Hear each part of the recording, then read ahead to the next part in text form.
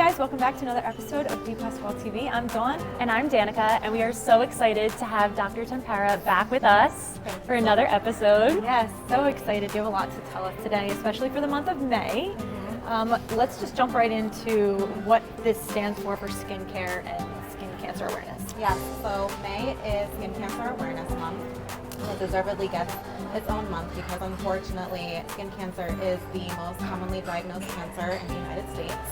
1 in 5 Americans will be diagnosed with skin cancer over the course of their lifetime. On a daily basis, about 10,000 Americans are diagnosed with skin cancer. So it's very common, unfortunately, very prevalent. So May is a time where we kind of give it the need and the awareness. That way more people are screened and prevented. And now, what would you say are the first steps to take for something like this, or how can we, I'm assuming it's more preventative if we Yes, work so there are certain risk factors that we know put you at an increased risk for skin cancer. Those being any extended exposure to UV, so any extended period of time where you're outside and not having the proper protection is number one. Also, tanning bed use is a big one, especially before the age of 35. Using the tanning bed even as little as 7 times can significantly increase your risk. It actually puts you at a 1 in 15 risk for melanoma over your lifetime. Everyone really should be screened for skin cancer. There are certain steps that we can take. The first would be to get your annual skin cancer screening. And this is just a simple exam that we do in the office.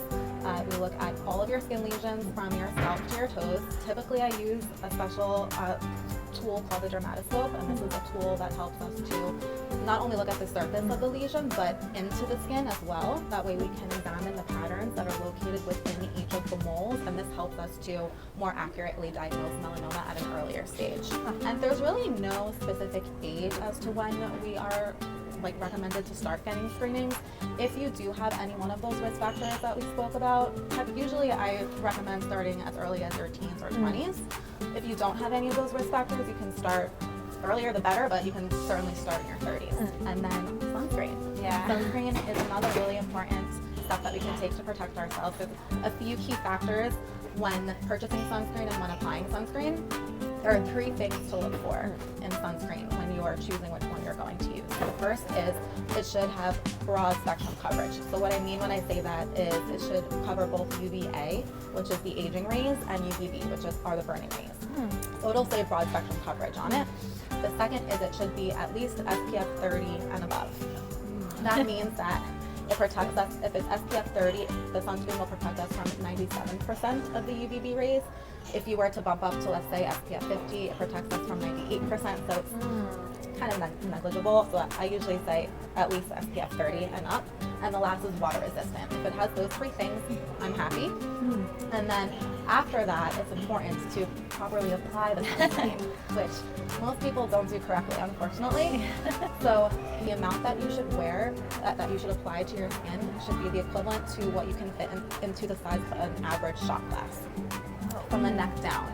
And then for the face, it should be equivalent to 2 fingers length. So if you apply the sunscreen from the base of your 3rd finger to the tip and the base of your index finger to the tip, that should be the amount that you apply for your face. Oh, wow. What about aerosol sunscreens? So, do they cover as well? okay, I typically don't recommend the spray sunscreens. If it's all you have, then we'll work with it. But it's not my go-to because most patients don't apply it the proper way. Most people just kind of do the spray thing and then walk away. In order to properly use it, you have to hold the can close to your skin, do a few passes in each of the areas that you're covering, and then you still have to rub it in. Oh, wow, I am guilty of using that the wrong way. No, I know. I've seen so many sunburns where you can see where the spray went. What is the best way, for someone to come in and do a screening with you and I guess set up those regular yearly appointments? Yes, the easiest way would either to go onto my website, kiaraskinclinic.com. That'll bring you to the website to do online scheduling, or you can call the number and set up an appointment that way as well. Well, thank you so much. This has been so informative. Yes, it was so good, especially as the UV has been increasing. I need to get my sunblock out. Thank you so much. That was great. If you guys have any questions, leave them below. We will be happy to answer them and forward them to you to answer them. And we look forward to seeing you guys soon. Thanks for watching. Thanks for watching. Bye.